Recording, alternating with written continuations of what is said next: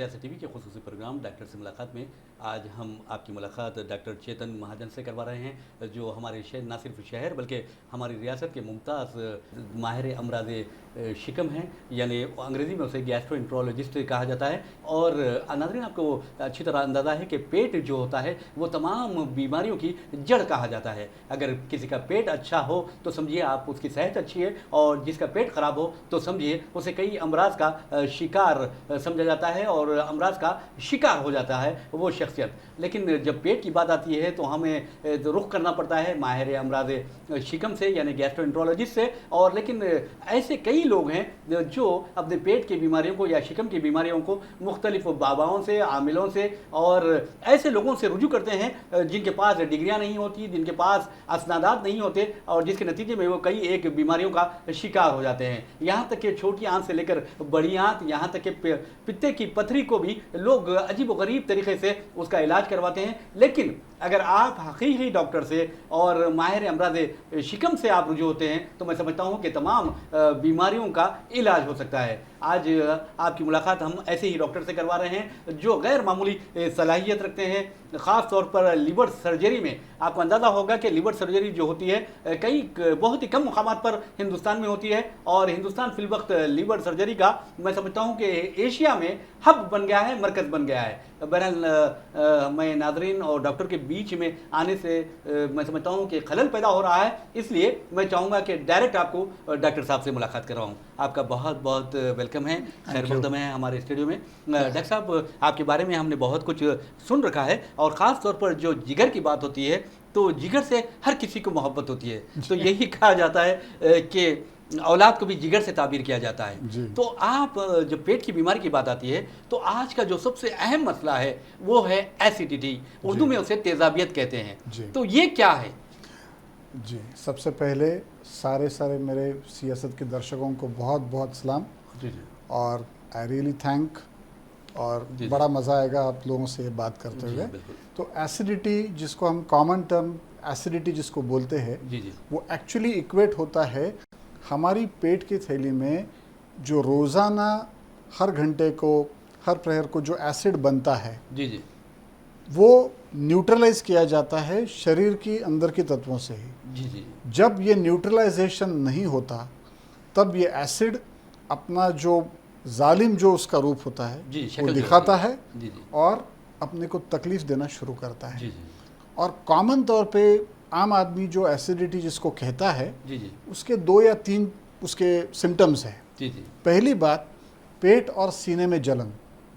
बहुत अच्छी दूसरा पॉइंट कि पेट में और सीने में, छाती में थोड़ा सा पेन, जिसको हम सही तरीके से डिस्क्राइब नहीं कर सकते, लेकिन एक अजीबोगरीब डिस्कम्फर्ट और पेन। और कई लोगों को उसके बाद में की स्टेज में उल्टियाँ, या खाना जब हम खाते हैं वो इमीडिएटली गले तक आना, कुछ कड़वाहट महसूस होना। ये सारे जो तमाम फैक्टर्स हैं इसको आम लोग जो है उसको एसिडिटी बोलते हैं। और ये आज के सोसाइटी में ये मेरे ख्याल से नंबर 1 पे है शिकायत की तौर पे। हर कोई एसिडिटी का शिकार यस, हर कोई मेरे पास जो आते हैं वो बोलते हैं कि मुझे एसिडिटी है साहब। और एसिडिटी के साथ में वो कई सारी चीज़ें मुझे बोलते हैं जो पेशेंट के लिए लगता है कि वो बहुत ज़रूरी है, लेकिन उनकी मेन शिकायत ये होती है कि जो खाना वो खा रहे हैं वो उनको वो हज़म हो रहा है कि नहीं, उसका उनको कॉन्फिडेंस नहीं है।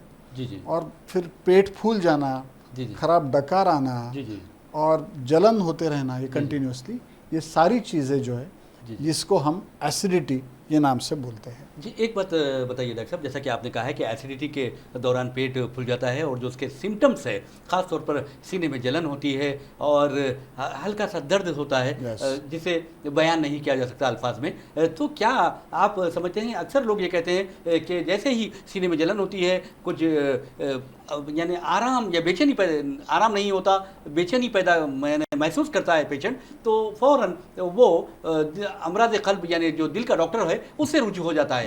तो क्या एसिडिटी का असर दिल पे पड़ता है? ये बहुत मेन क्वेश्चन आपने पूछा शुरुआत में। एसिडिटी के कई सारे सिम्टम्स हार्ट पेन या हार्ट से रिलेटेड सिम्टम कॉपी करते हैं। अच्छा। जैसे मेन चीज़, अगर किसी के सीने में दर्द उठा जी जी तो जाहिर है वो पहले सोचेगा कि मेरे हार्ट में कोई इशू आ गया है। जी जी जी तो क्योंकि हार्ट हमारा मेन स्टेशन है, पंपिंग स्टेशन है, जी हाँ जी। तो किसी भी पेशेंट को ये पहले लग सकता है, और इसलिए ऑलमोस्ट 50% पेशेंट्स ये बजाय गैस्ट्रेंटरोलॉजिस्ट के जी जी वो हार्ट की डॉक्टर के पास भागते हैं जी जी और अपना हार्ट चेकअप पहले कराते हैं।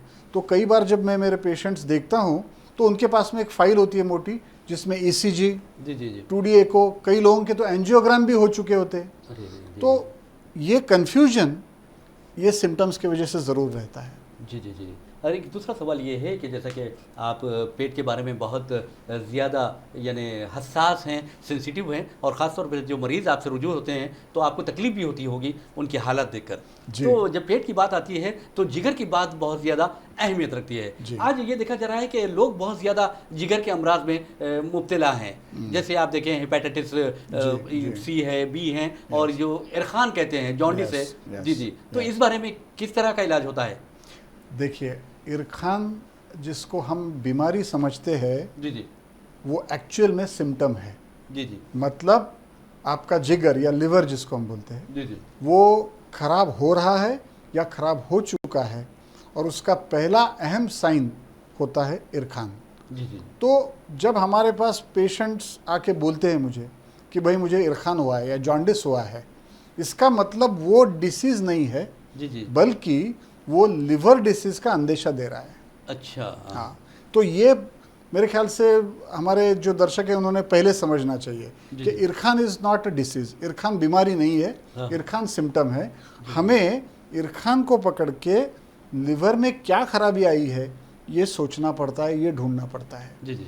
Like you rightly said, hepatitis. Hepatitis जी नाउ हेपेटाइटिस जो है वो कॉमनली 2 वायरस से होता है, जी, जी। हेपेटाइटिस B और C, जी जी जो लिवर को लंबे तौर तक खराब कर सकते हैं। जी, जी। यहाँ तक कि कुछ पेशेंट्स में ट्रांसप्लांट भी लग सकता है उनको। जी जी जी और जो फूड पॉइजनिंग या वाटर कंटेमिनेशन से जो होता है उसे हेपेटाइटिस A कहते हैं, जिससे बतौर अच्छे इलाज से, थोड़ा सा हॉस्पिटलाइजेशन से पेशेंट बिल्कुल नॉर्मल हो जाता है। जी जी जी।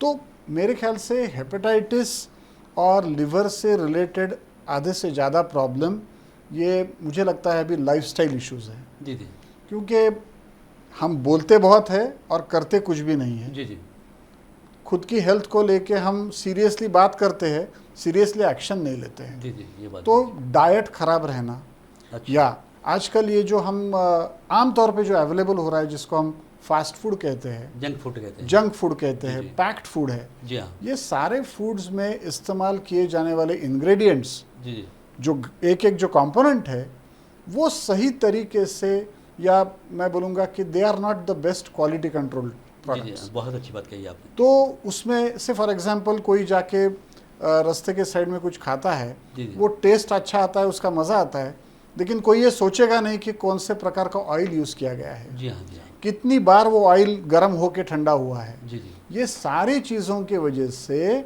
हमारे शरीर में जैसे हार्ट के वेसल्स पे होता है, इधर होता है, वैसे ही सारी जो हमारी डाइजेस्टिव सिस्टम है उस पर कहीं ना कहीं उसका ख़राब असर हो रहा है। जी जी। तो आपके कहने का मतलब ये है कि जो तेल है या जंक फूड है, Yes. और जो घरों में जो तेल इस्तेमाल होता है वो उसमें एहतियात बरतना चाहिए। ज़रूर, बिल्कुल जी। बरतनी चाहिए। और मैं ये समझूंगा कि ये फूड, इस टाइप का फूड कम से कम इस्तेमाल, कम से कम हमने उसको खाना चाहिए, जी जी मिनिमम। जी जी बहुत क्योंकि ये फूड टेस्ट में अच्छा है, जी जी लेकिन वो आपके दिल के लिए, आपके जिगर के लिए, आपके आंतड़ियों के लिए इट इज़ नॉट फ्रेंडली। एक सवाल मैं समझता हूँ कि सवाल में मैं समझता हूँ कि आप भी बहुत इंजॉय करेंगे।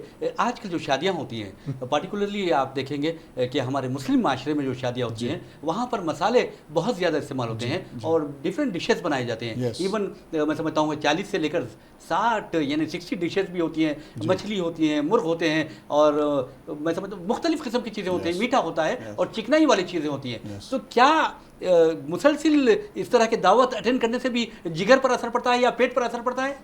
नहीं, अभी दावत अटेंड ज़रूर करनी चाहिए। जी जी जी हम शादियाँ अटेंड करना बंद नहीं कर सकते, जी जी वो हमारे देश का वो कल्चरल प्रतीक है, जी जी तो वो ज़रूर अटेंड कीजिए, लेकिन वहाँ खाने के समय जी जी थोड़ा सा कंट्रोल रखिए। जी जी मैं ये हमेशा लोगों को कहता हूँ कि आपको कितने साल खाना खाना है, जी जी जी तो बोलता है 60 70 तो मैं बोलता हूँ सारा बॉडी का कैपेसिटी 30s में ख़त्म मत करो, बहुत अच्छी बात कही आपने, बिल्कुल। कि 30s के बाद खाना कम और गोलियां ज़्यादा लेनी पड़े, जी जी बहुत अच्छी खाना कम है, मीठा कम है और इंसुलिन ज़्यादा लेना पड़े। जी जी तो ये सिचुएशन हम प्रिवेंट कर सकते हैं। बहुत अच्छी बात। एक बहुत जो अच्छा पॉइंट आपने रेज किया है मसालों के बारे में, जी जी तो इन जनरल प्लीज़ याद रखिए कि मसाले आमतौर पे इरिटेंट होते हैं, जी जी जी क्योंकि मसालों को शरीर में बनने वाले जो नेचुरल डाइजेस्टिव जूसेस है वो उनको पूरी तरह डाइजेस्ट नहीं करते हैं। जी जी इसलिए मुंह से लेके फूड पाइप से लेके स्टमक, छोटी आंत और बड़ी आंत, ये पूरा जो उसकी जर्नी है जी जी उसमें मसाले इरिटेट करते हैं। जी जी और इसलिए ये कॉमन प्रॉब्लम आप भी देखे होंगे जी हाँ। कि कोई बोलता है यार कल मैंने बहुत ज़्यादा खाया, फलाने जगह बिरयानी थी और आज सुबह से बिल्कुल पेट टाइट है और जी, जी। ये क्यों होता है? तो ऑयल वगैरह तो आपने लिया हुआ ही है, जी, जी। Masala on top of it irritant है, तो ये लीथल कॉम्बिनेशन है। यानी खतरनाक मोहलिक यस जी जी बिल्कुल। तो मैं समझता हूँ कि आप फंक्शन ज़रूर अटेंड करो, उसे एंजॉय करो और जितनी जो चीज़ खानी है उतनी ही खाओ, क्योंकि आपको नेक्स्ट दावत भी तो अटेंड जी करनी हाँ, है। बिल्कुल बहुत अच्छी बात कही। देखिए जिस तरह डॉक्टर नाजरीन आपको बता दें कि डॉक्टर साहब ने बहुत ही प्यारे अंदाज में कहा कि आप दावत में ज़रूर जाइए लेकिन अपने आप से अदावत मत कीजिए, यानी एनिमिटी या दुश्मनी मत कीजिए। ये बहुत अच्छी बात, प्यारी बात उन्होंने कही है। डॉक्टर साहब एक सवाल आज के ज़माने के हिसाब से देखा जा रहा है, ये तो पेट की बात रही, गाल ब्लैडर स्टोन के बारे में Yes. बहुत ज़्यादा कहा जाता है, सुना जाता है Yes. और लोग बहुत ज़्यादा मुतासिर हैं। तो पहले आप ये बताइए कि गाल ब्लैडर क्या है और गाल ब्लैडर के स्टोन क्या हैं और इसके इलाज किस तरह किया जाता है? गॉल ब्लैडर एक छोटी ग्लैंड है जी जी जी जो लिवर के नीचे के सरफेस में अटैच्ड होती है। जी जी जी अब लिवर में जो बाइल बनता है हम बोलते हैं, जी जी जी या पित्त बनता जी है, हाँ वो नीचे आके गॉल ब्लैडर में जमा होता है जी जी और जैसे हम खाना खाते हैं पेट का सिग्नल जाता है ब्रेन को जी जी कि देखो खाना अभी छोटी आंत में आने वाला है, जी जी तब गॉल ब्लैडर उसको स्क्वीज करके उसको रिलीज कर देता है आंतड़ी में, अच्छा ताकि फैटी चीज़ें वगैरह जो है उसके डाइजेशन में शरीर को हेल्प मिले। जी जी तो ये होता है गॉल ब्लैडर का फंक्शन। जी जी जैसे ही हमारे शायद खाने में जी जी या हमारे वाटर इनटेक में या ऐसी अभी कई सारी मेडिकल थियरीज है जी जी कि एक पेशेंट ए में गॉल ब्लैडर स्टोन क्यों आता है और बी में क्यों नहीं आता है, तो इसका सही जवाब मेडिकल तौर पे देना मुश्किल है, क्योंकि इस पे साइंटिफिक वर्क अभी भी जारी है। जी जी लेकिन कुछ फैक्टर्स जो हमने आइडेंटिफाई किए हैं मेडिकल प्रैक्टिस जी में, जी यूजुअली ऐसे पेशेंट्स जिनका डाइट में चिकनाई ज़्यादा है, जी जी जिनमें जो शुगर पेशेंट्स है, जी जी या फिर जिनका डाइट टाइम और खाने का तरीका पूरा इम्बैलेंस है, जी जी ऐसे पेशेंट्स में आजकल गॉल ब्लैडर स्टोन्स ज़्यादा दिखाई देते हैं। जी जी सेकंड इम्पॉर्टेंट पॉइंट, एक ज़माना था जब ऐसा बोलते थे कि गॉल ब्लैडर डिसीज़ ये नॉर्थ इंडिया का डिसीज़ है। जी जी क्यों? क्योंकि वहाँ पे रबड़ी वगैरह ऐसी जो चीज़ें हैं जी हाँ, जी हाँ। नॉर्थ इंडिया में बहुत शौक से खाई जाती है और उसका डायरेक्ट इन्फ्लुएंस है ये माना जाता था। जी जी लेकिन अभी साउथ इंडिया ने भी कांटे की टक्कर दी है उसको, जी जी और अब हर जगह पे गॉल ब्लैडर डिसीज़ काफ़ी प्रिवेलेंट है, मतलब काफ़ी कॉमन हो गया है। कॉमन हो गया। जी जी now when I am saying, मैं जब बोल रहा हूँ गॉल ब्लैडर डिसीज़, उसका मतलब होता है कि ये पित्ते जो है, पित्ते में कंकर आना शुरू हो जाते जी हैं जी और वो कंकर शुरुआती में कुछ मिलीमीटर्स के होते हैं जी जी और अगर हमने उनको वैसे ही छोड़ दिया तो वो साइज़ में बड़े होते जाते हैं जी जी और उसके बाद वो हर तरह की तकलीफ़ पेशेंट को दे सकते हैं। जी जी मेन इम्पॉर्टेंट जो सिम्टम है जी, वो जी। ये है कि पेट में दर्द होना, जी जी ऊपरी हिस्से में राइट जी। साइड में पेट में दर्द होना, जी जी खाने के बाद में पेट बिल्कुल सख्त हो जाना और उसके बाद में आधा एक घंटे के लिए डिस्कम्फर्ट, जी कुछ पेशेंट्स में थोड़ा सा उल्टियाँ होना, एसिडिटी लाइक सिम्टम्स होना, ये सारे गॉल ब्लैडर डिसीज़ के कॉमन प्रॉब्लम है। जी जी कई लोगों को पेन पीठ में भी होता है अच्छा गॉल ब्लैडर की गॉल ब्लैडर जी, स्टोन्स जी। की वजह से। जी जी तो ये कॉमन सिम्टम्स है। अब जब मैं ट्रीटमेंट की बात करने वाला हूँ उसका 1 मिनट में आपको लेता हूँ जी जी मेरी सारे हमारे जो दर्शक हैं उनसे रिक्वेस्ट है जी कि प्लीज़ ये आइडिया में मत रहिए कि कोई डॉक्टर बोल सकता है, कोई कॉमन आदमी बोल सकता है कि नहीं नहीं ये स्टोन बहुत छोटा है, इसको छोड़ दो। ऐसी गलती प्लीज़ मत कीजिए, जी जी क्योंकि गॉल ब्लैडर स्टोन में चाहे स्टोन छोटा हो या बड़ा हो, वो इक्वली डैमेजिंग है। जी जी वो उतना ही तकलीफ दे सकता है जितना कोई बड़ा स्टोन देगा। जी जी तो इसलिए छोटा स्टोन है, छोटे कंकर है, हम लोग इग्नोर करेंगे तो कुछ दिनों के बाद, कुछ महीनों के बाद वो अपने कॉम्प्लिकेशंस के समेट आ सकता है। जी जी, बहुत अच्छी बात कही है। बहरहाल नाज़रीन, जैसा कि डॉक्टर साहब ने कहा कि पित्ते की पथरी को आप नज़रअंदाज मत कीजिए, लेकिन पित्ते की पथरी आती है तो इसका इलाज किस तरह किया जाता है, क्या इसकी सर्जरी होती है, पूछते हैं डॉक्टर साहब से एक छोटे से ब्रेक के बाद।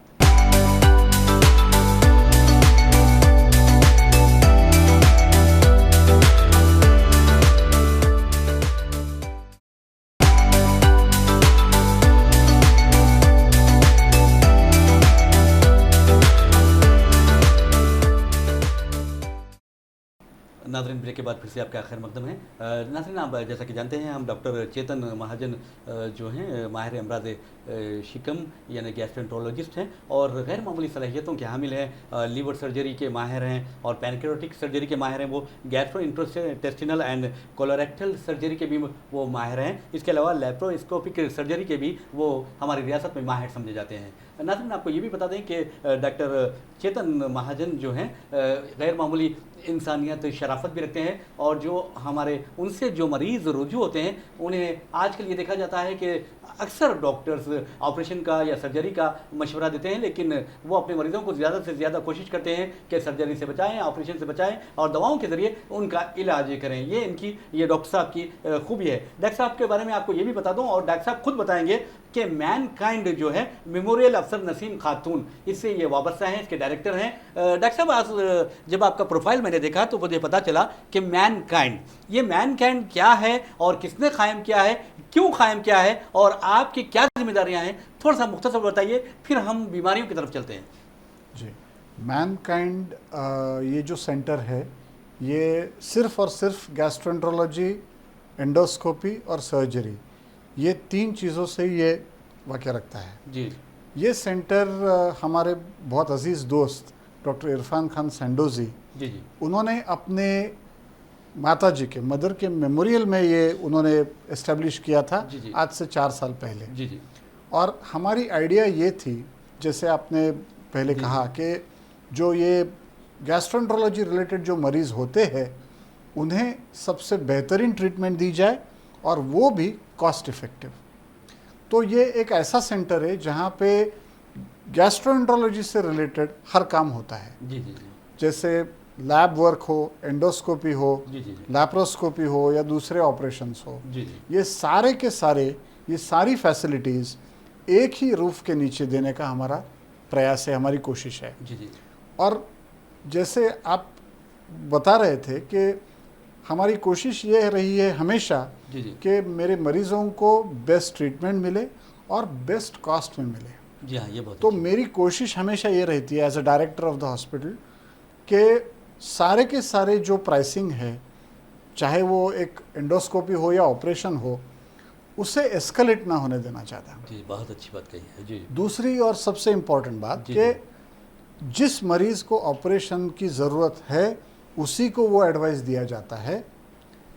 राह चलते फिरते जस्ट मुझे बोलना है कि नहीं नहीं इसको सर्जरी कर लीजिए, ऐसी सलाह हमारे सेंटर में नहीं दी जाती है। बहुत प्यारी बात कही है। बहरहाल डॉक्टर साहब, हम एक और सवाल की तरफ चलते हैं। एक तो पहले आपने एसिडिटी के बारे में बहुत ही तफसील से, बहुत ही अच्छे अंदाज में बताया और आपने जो लोगों के खाने पीने की जो आदतें हैं, ख़राब आदतें, बैड फूड हैबिट्स जो हैं, उस बारे में बहुत अच्छी तरह समझाया है। लेकिन अक्सर ये देखा जा रहा है आज जो लोग परेशान हैं, चाहे वो मर्द हो या ख़वातीन हो, बीमारियों से, कई बीमारियों से मुतासिर हैं। सबसे पहले जो है पाइल्स जो हैं, यानी बवासीर की जिसे बीमारी कहा जाता है वो है, और फेस्ट्यूला, इससे बहुत ज़्यादा लोग मुतासिर हैं। तो क्या आप इस बारे में मरीजों से कहेंगे और किस तरह इसका इलाज किया जाता है आपके पास?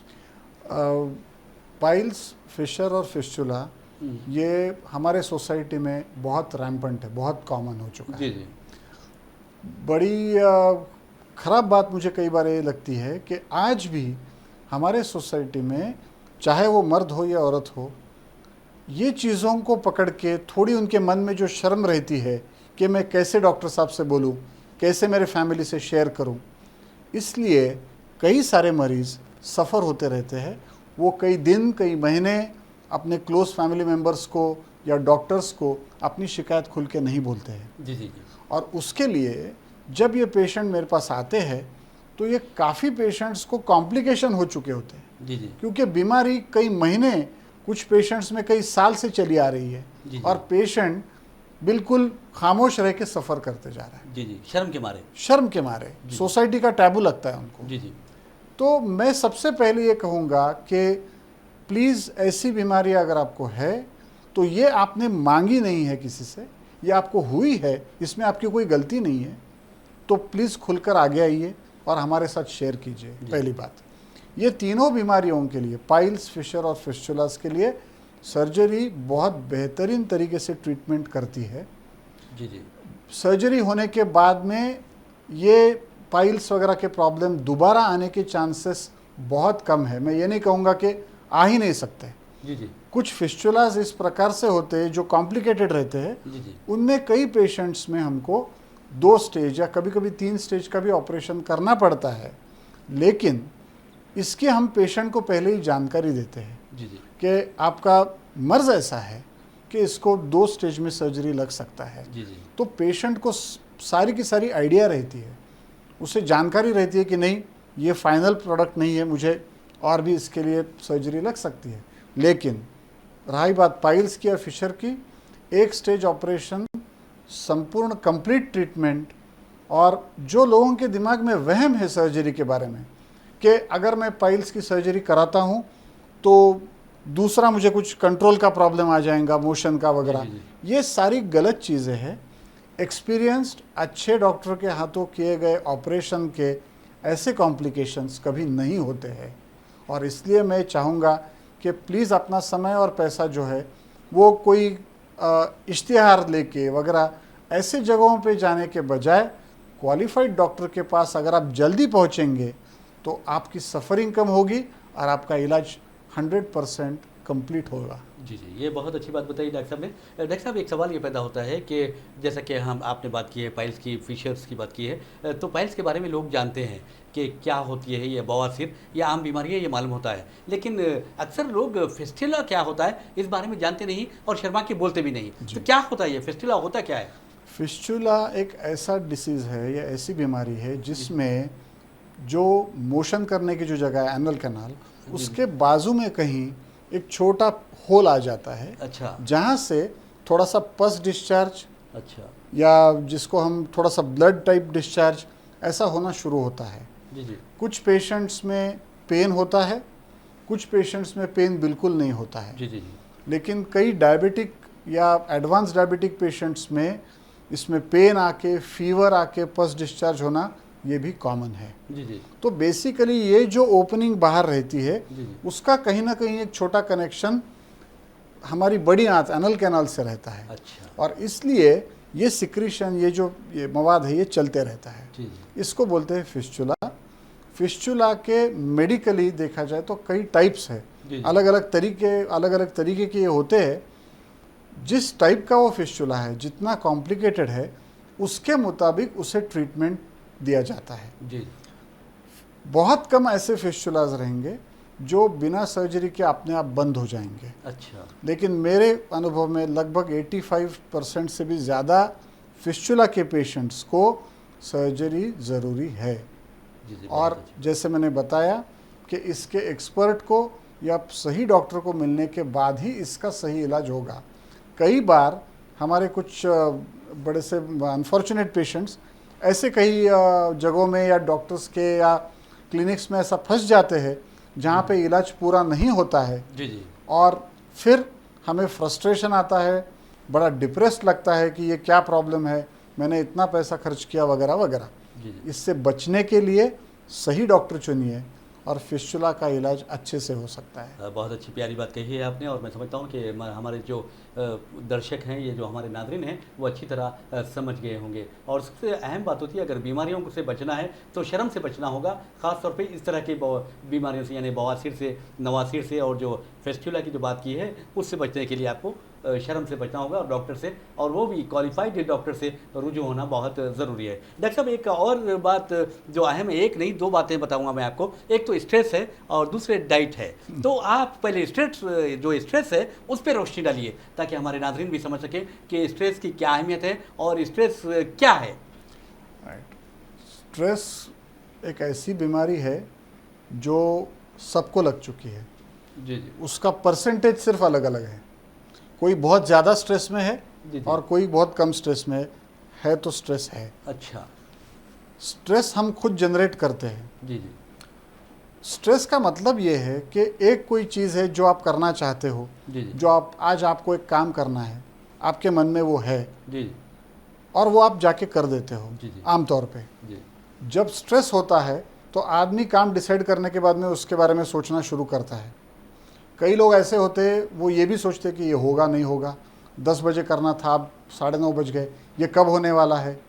तो ये छोटी छोटी चीज़ों से हम अपना जो टेंशन हो, जिसको हम कॉमन तौर पे टेंशन बोलते थे, जी जी। खुद को स्ट्रेस कर रहे हैं। जी जी। ये स्ट्रेस, प्लीज़ ये बात मेरी ध्यान से सुनिए। कई लोग बोलते हैं कि आईटी प्रोफेशनल है जो कंप्यूटर के सामने बैठते हैं, जी जी। वो बोलते हैं हमारे आंखों पे स्ट्रेन आता है 3 घंटे के बाद में, या मुझे हेडेक होना शुरू करता है, तो मुझे बहुत स्ट्रेस है।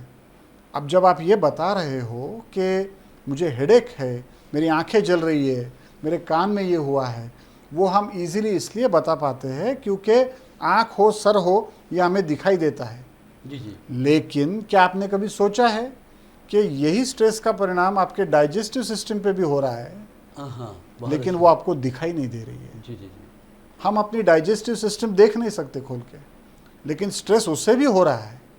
वो स्ट्रेस कई % ज़्यादा है, क्योंकि ब्रेन का, हार्ट का, लंग का जो ब्लड सप्लाई है वो काफ़ी ज़्यादा होता है। जी जी। इंटेस्टाइन या डाइजेस्टिव सिस्टम, उसका साइज़ बड़ा है, लेकिन उसके कंपैरिजन में उसका ब्लड सप्लाई कम है। इसलिए ये सारे इंटरनल एक्सटर्नल स्ट्रेस, ये हमारे डाइजेस्टिव सिस्टम पे बेकार असर करते जाते हैं। जी जी। और ये सब का मिला के जब हमें लोग कंप्लेंट्स बोलते हैं, तो उसका एक टोटल परिणाम हमको दिखाई देता है। जी जी जी। तो ये मैं सिंपल, मतलब मैंने ट्राई किया है स्ट्रेस एक्सप्लेन करना कि कितनी छोटी और बड़ी चीज़ों से ये स्ट्रेस हो सकता है। और ये अभी कॉमन बीमारी है हमारी सोसाइटी की, और जिसे हमें बहुत अलर्ट रह के इसको फाइट करना है। नाज़रीन, जैसा कि डॉक्टर साहब ने कहा कि स्ट्रेस का ताल्लुक डाइजेशन सिस्टम, यानी आपके हज़मी निज़ाम जो होता है उससे बहुत गहरा होता है, और इसके असरात भी यानी मनफी ज़ाहिर हो सकते हैं। इससे पहले कि स्ट्रेस आपको मुतासिर करे, डॉक्टरों से रुजू होना चाहिए, और क्वालिफाइड डॉक्टर, फिर एक बार कहता हूँ कि क्वालिफाइड डॉक्टर से ही रुजू होकर आप इलाज करवा सकते हैं और सेहतयाब हो सकते हैं। और जो आपके बवासीर की जो बात कही है और फिस्टुला की जो बात कही है, मैं समझता हूँ कि ये नामुमकिन हो जाएगा इसका इलाज, अगर क्वालिफाइड डॉक्टर उसका इलाज ना करें। बहरहाल डॉक्टर साहब, ये तो रही डाइट की बात करते हैं। एक सवाल आखिर में, हमारा प्रोग्राम भी ख़त्म हो रहा है। डाइट जो बहुत ज़्यादा अहमियत रखता है पेट के लिए, तो इस बारे में ख़ास तौर पे आप लोग ज़्यादा तवज्जो देते हैं। सबसे पहले मैं हमारे सारे दर्शकों को ये बोलना चाहता हूँ कि आप कुछ भी करो, कुछ भी खाइए, लेकिन कोई डाइट प्रोग्राम, कोई डाइट का तरीका केवल कुछ इंटरनेट पे दिया है, इसलिए उसको वैसे ब्लाइंडली फॉलो मत कीजिए। जी जी। कई बार हमारा डाइट, हमारी खाने के तौर तरीके, ये हम हमारे क्लोज फैमिली मेम्बर्स या हमारे क्लोज दोस्तों से पिकअप करते हैं। जी जी। किसी ने आपको बोल दिया आपका वज़न ज़्यादा है, फलाना जो कोई इंसान है भाई, वो तो उसने ये खाना बंद कर दिया, उसने ये नया डाइट चालू किया है। जी जी। तो हम पे बहुत इन्फ्लुएंस होता है ये चीज़ों का। अच्छा। तो मैं सबसे पहले ये कहूँगा कि कोई भी डाइट प्रोग्राम ब्लाइंडली फॉलो मत करो। जी जी। उसके लॉन्ग टर्म और शॉर्ट टर्म जो उसके जो ख़राब परिणाम है, साइड इफ़ेक्ट्स हम बोलते हैं, वो आपको भी मालूम नहीं है, शायद डॉक्टरों को भी मालूम नहीं, क्योंकि आप क्या कर रहे हो पिछले कुछ दिनों में, इसका आइडिया डॉक्टर्स को नहीं आता है। जी जी। मैं ये समझता हूँ कि मैं सारे मेरे पेशेंट्स को एक 3-4 गाइडलाइंस देता हूँ। जी जी। सबसे पहली बात कि दिन में 24 घंटे में 2 से 3 लीटर अच्छा पानी पीजिए। बहुत अच्छी बात बताई। सबसे फर्स्ट। दूसरी, 20 मिनट खुद के लिए निकालिए। मतलब 20 मिनट घर के बाहर निकल के थोड़ा सा टहलिए, थोड़ा वॉकिंग कीजिए, जॉगिंग कीजिए, लेकिन 20 मिनट खुद के शरीर को दीजिए। बहुत खूब। आम तौर पे स्पेशली औरतें मुझे ये बोलती है कि मैं सुबह 5 बजे से 10 बजे तक काम करती हूँ और मैं घर में बहुत घूमती हूँ। जी जी। प्लीज़ अंडरस्टैंड, वो काम है, वो एक्सरसाइज नहीं है। बहुत अच्छी बात। दोनों में मिलावट मत कीजिए। जी जी। तीसरा इम्पॉर्टेंट पॉइंट, आपके डाइट में सब्जियाँ, फ्रूट्स और जो वेजिटेरियन लोग हैं उनमें ड्राई फ्रूट्स वगैरह भी इंक्लूड करना मत भूलिए। सब्जियों में बहुत सारी अच्छे गुण होते हैं, फ्रूट्स में भी होते हैं। जब हम ये फ्रूट्स का जूस बना देते हैं और उसमें शक्कर ऐड करते हैं तो उसकी जो वैल्यू है, मेडिकल वैल्यू, वो कहीं ना कहीं कम होती है। जी जी। तो मैं हमेशा बोलता हूँ कि जूसेस बूढ़ों के लिए है और हम में से कोई भी बूढ़ा नहीं है। तो फल खाइए और सब्जियाँ खाइए। लास्ट इम्पॉर्टेंट पॉइंट, आपके खाने में इन जनरल तेल, घी और चिकनाई वाली चीज़ों का इस्तेमाल कम रखिए। बहुत अच्छी बात कही। ये और इसके साथ में अगर आपने ये किया तो ऑटोमेटिकली आपके मसाले और ये बाहर की जो चीज़ें हैं वो ऑटोमेटिकली कम हो जाएंगी और ये होने से आपका शरीर एक इक्विलिब्रियम में रहेगा। आपकी बॉडी जो है वो एक तवाज़ुन में रहेगी, बिल्कुल बैलेंस्ड रहेंगी। इसके अलावा जो लोग डायबिटिक है, जिनको किडनी इश्यूज है, उनके लिए स्पेसिफिक डाइट डॉक्टर्स खुद देंगे, वो आपको फॉलो करना ही है। लेकिन ये बेसिक गाइडलाइन अगर आप फॉलो करेंगे तो मेरे ख्याल से आपको डॉक्टरों को जाके मिलने का ज़्यादा ज़रूरत नहीं पड़ेगी। बहुत प्यारी बात कही है। और एक डॉक्टर इस तरह की बात कर रहा है तो मैं समझता हूँ कि उसके दिल में इंसानी जज्बा किस तरह मौजूद है, इंसानी दर्द किस तरह मौजूद है, ये बहुत बड़ी बात है। और इस तरह के अगर डॉक्टर से ऑपरेशन भी कराया जाए तो मैं समझता हूँ कि नफ़े की यानी नुकसान की बात नहीं है, नफ़ा ही है मरीज़ के लिए। बहरहाल डॉक्टर साहब, डॉक्टर चेतन महाजन का हम बहुत बहुत शुक्रिया अदा करते हैं कि आप हमारे स्टूडियो तशरीफ़ लाए और इतनी प्यारी बातें की और बहुत ही प्यारे अंदाज में, बहुत ही कॉम्प्रेहेंसिव यानी जामे अंदाज में आपने मरीज़ों को बताया कि ग़िज़ा के बारे में, डाइट के बारे में और बीमारियों के बारे में। इसके लिए हम शुक्रिया अदा करते हैं और उम्मीद रखते हैं कि जो हमारे नाज़रीन हैं डॉक्टर साहब के नेक्स्ट प्रोग्राम में भी कुछ सवालात हमें अपने दफ्तर पर फ़ोन करते हुए दरियाफ़्त करेंगे। इसी के साथ हम अपना प्रोग्राम ख़त्म करते हैं। मुझे मोहम्मद रियाज़ अहमद को इजाज़त दीजिए, इंशाअल्लाह फिर मुलाकात होगी। तब तक के लिए अल्लाह हाफ़िज़।